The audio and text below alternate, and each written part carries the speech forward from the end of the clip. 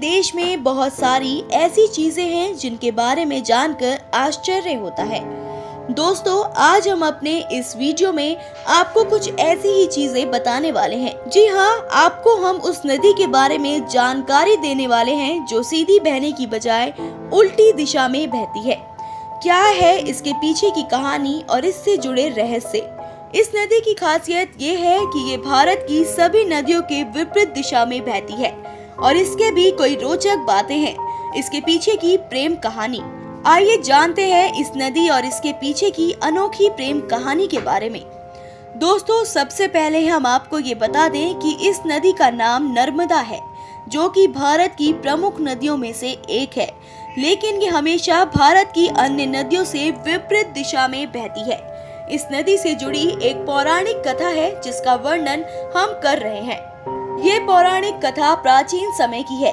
ये कहानी यूं है कि राजकुमारी नर्मदा राजा खेमल की पुत्री थी। राजा खेमल ने अपनी लड़की नर्मदा की शादी के लिए एक शर्त रखी कि जो भी व्यक्ति गुलाब कावली के फूल लेकर आएगा उससे ही वो अपनी लड़की की शादी करेंगे। इस शर्त को राजकुमार सोनभद्र ने पूरा कर दिया, जिसके बाद नर्मदा का विवाह उनसे तय हो गया। पर राजकुमारी नर्मदा ने राजकुमार सोनभद्र को देखा नहीं था, लेकिन उनकी वीरता और सौंदर्य के कई किस्से सुने थे और इसी वजह से राजकुमारी नर्मदा सोनभद्र से प्रेम करने लगती है। एक दिन नर्मदा ने अपनी दासी जूहिला के हाथ राजकुमार सोनभद्र को प्रेम पत्र भिजवाया।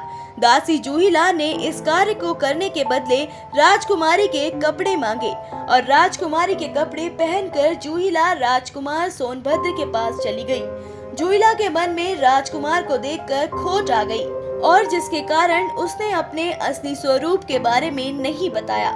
सोनभद्र ने धोखे में जूहिला को ही राजकुमारी मान लिया।